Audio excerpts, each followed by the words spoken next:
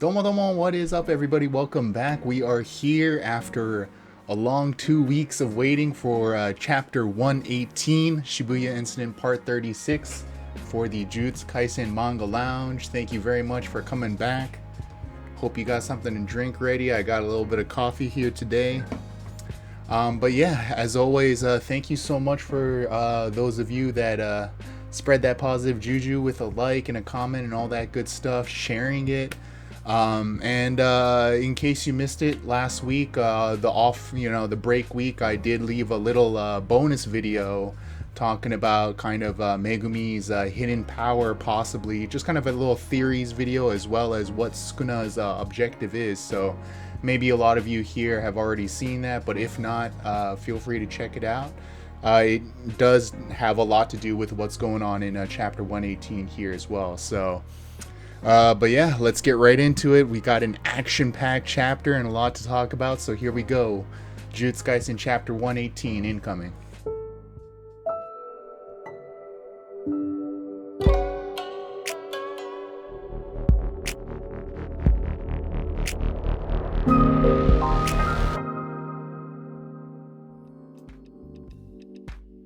Alright, so remember last week we left off with the little teaser that Sukuna is going to be going up against Mahoraga, and sure enough, Akutami Sensei delivered. You know, there's always kind of worry that it might flash to somewhere else in Shibuya and this and that, but as of right now, all the action in Shibuya is pretty much right here, so I guess theoretically Mei should be fighting Fake Geto right now as well too, so it's always kind of important to keep that in mind. But certainly the high octane battle right here, and immediately, you know, Mahoraga on page 2 here comes in with this this kind of big blade on his hand, and it is definitely an homage. The motif is definitely the 8-handled sword. Of course, it's in the name as well, but it gives us a clue into the 10 sacred treasures. And that is mainly what I talk about in my last video, so I won't go too deep into it here, but the wheel and the blade are definitely of that kind of motif. But it's interesting here because, you know, we see Sukuna block the hit first, but then there's this kind of moment on page 3 where he's like, it's almost seems to be having an effect on him, and we get a cool little reveal here on page 4 that Sukuna, you know, he uses this you know, we've seen him multiple times using this kind of slashing technique, and we've always kind of, it's been kind of a debate whether that's his curse technique or not. But remember, in his little talk with Jogo, he mentioned that you know, it's actually not his curse technique, that it's just one of the abilities that he can do. Remember, he was like, I wouldn't be so cheap as to use my actual curse technique on you, and which is most likely, I mean, I don't know, this I think that's probably poison based, right? We've had little hints here and there that his kind of true curse technique has something to do with poison, which is why Yuji is kind of immune to poison and stuff as well. But so it's called dismantle here, which is very cool, kite in Japanese. But then we do see Mahoraga take some damage, and he kind of goes down here, and on page 5, Sukuna is saying, well, that's a specialized blade for cursed spirits, specially made to exterminate cursed spirits, called the Sword of Extermination. Very cool. And he notices that it was enveloped in kind of positive energy, right? And as he adds on, similar to reverse cursed energy. Reverse curse energy being, you know, what like Shoko and stuff uses to heal people. Of course, Gojo healed himself using reverse curse energy as well. It's something that only a very select few of Jujutsu sorcerers can actually utilize. So the fact that Mahoraga can actually use it in this kind of, not just a healing way, but this kind of like attacking way, you know, specialized against cursed spirits, is very interesting. And you know, so the blade is definitely kind of specialized for cursed spirits. As Sukuna mentions, he says, if I was a cursed spirit, I'd be gone. Which is also interesting because, you know, this is Sukuna again differentiating himself from a cursed spirit. He is more of a curse. It seems that Akutami Sensei is slowly kind of unraveling this difference between cursed spirits and curses. And not only that, we know that Sukuna used to be a human as well. So he's definitely kind of his own brand of I don't know, like physical form, I guess. Geniality is not the right word, but you know what I'm talking about. He's definitely something different. He's not quite human. He's not quite fully cursed. So it's very interesting. But then we see Mahoraga's kind of wheel on his back kind of and then turn. And then all of a sudden he's healed. And Sukuna is kind of like, whoa, that's interesting. All right, so let's try this. And then he shoots another slash at Mahoraga. And then he sees that it's, you know, we see that it's deflected here. And he mentions that Mahoraga can actually sort of see the slash incoming, which, you know, based on what we've seen Sukuna use it before, these slashes almost just kind of be this like invisible blade, but Mahoraga can actually see it, which is incredibly interesting. Then we have this awesome double page spread here on 8 and 9. Mahoraga coming in. It looks like he almost hits him with his arm, not necessarily the blade. Because as Sukuna kind of mentions later on in the chapter, he says that this was kind of more of a cursed energy kind of hit. So perhaps the blade itself is positive energy and everything else is kind of cursed energy. I don't know. Or maybe Mahoraga can kind of use both at his will. Like he can even envelop the blade in cursed energy as well. But it seems like the blade specifically is positive energy. But who knows?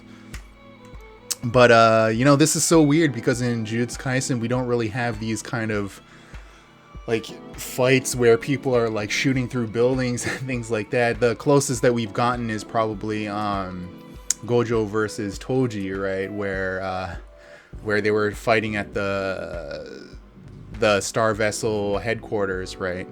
But so Sukuna seems to be fine though, but he keeps Mahoraga keeps on adding him, and then but Sukuna finally kind of gets his footing here, and then I like this little line on page 12. All right, my turn, and then boom, he hits him with this slash again, which does damage, but on page 14 he seems to get up again, you know. So Sukuna's definitely very smart fighter, right? He's not just kind of brute strength. He's kind of figuring out the puzzle that is Mahoraga. And sure enough, Mahoraga, the wheel turns again, and then he gets up. But, you know, he goes on to mention the kind of how Mahoraga is using both positive energy as well as cursed energy. And then on page 17 here, this is where it gets really interesting with kind of the terminology. So he mentions something about Furus incantation. So Furus incantation, now this is what I kind of go on to explain in my previous video. There's this concept of the 10 sacred treasures, right? And then so it's kind of like this this idea of these 10 treasures where if you have it, you're able to kind of utilize its kind of magic powers to exterminate curses, but you can also possibly use it to different extents, and even maybe like reviving people from the dead. But the whole idea of Furus incantation, it's you have these 10 sacred treasures, and then you say the Furus incantation, which is kind of coincides with the 10 sacred treasures, and that's how you utilize the power. Furus incantation is what basically what Fushiguro is saying when he said, "With this treasure I summon." That's should be the Furus incantation. But then he kind of goes on to say that the Shikigami's power is the ability to adapt to any and all phenomena, which is I mean, that's incredibly powerful, and you know, he describes it as kind of like a late throw in rock paper scissors. And in case this isn't clear, like in Japan, you know, jankenpon is what they call rock paper scissors, and the concept of the late throw, atodashi janken. It's you know, like let's say, you know, you throw a scissors, but then you know scissors is there, so you throw a rock after the fact, right? It's like cheating. So he's basically saying that Mahoraga here he's like a cheat, you know, he's cheating the system. Has this ability to adapt to all and any phenomenon, which obviously gives us an idea as to how he was, because one of the big mysteries, you know, is that Gojo was saying that his ancestor had fought a 10 Shadows technique user, and if that's the case, and the Gojo of that time was also a Six Eyes user and also a Limitless Curse technique user, but he still couldn't beat Mahoraga, which what we're assuming the Fushiguro's ancestor used at that time. You're like, okay, so how the heck did this Shikigami beat Gojo of that time? And it makes sense that Mahoraga was able to adapt to the Limitless Curse technique. He was able to adapt to kind of the Six Eyes, it seems like. So it kind of gives us an idea as to how powerful Mahoraga really is. That he's able to kind of see the curses, the curse techniques, and he's able to adapt to it. So it kind of makes you think, well, how do you even beat this guy? But Sukuna being Sukuna, he's not too phased by it, which is crazy. And he goes on to describe on page 18, saying that if it was me from that time, it might have been able to beat me. You know, alluding to, I think it was like chapter 8 or 9, when Fushiguro first tried to use it, right? And this is also interesting because it does give us an idea as well that the more fingers, the stronger Sukuna gets. And of course, it's like, well, yeah, that makes sense, right? Duh. But we never really have had a gauge on what it really means, the count of fingers that are inside Yuji, if that makes him stronger and stronger and stronger, and how much more. So it's interesting. Clearly, he's got 15 fingers right now, so he is 75% of the way there. He's very strong. And of course, throwing up the, what is it? Hold on, let me see if I can get this. Yeah, there you go. The domain extension, and then Malevolent Shrine. Last page here, just to tease us, you know, for the next week. Yeah, so clearly Sukuna got something up his sleeve here. Of course, we've seen Malevolent Shrine used before, but it was over just like that against the insect, you know, in chapter 7, I think it was. So we never really got an idea of how powerful this domain expansion really is. So it's we'll have to see. Hopefully, we're just going to keep on trucking into next week, chapter 119. But yeah, that's pretty much it from me for this week. Hopefully I kind of answered most of people's questions that they might have had after reading this week's chapter. If not, feel free to meet me in the comments. And otherwise, again, thank you very much for that positive juju and the support. And hey, we will see you next week.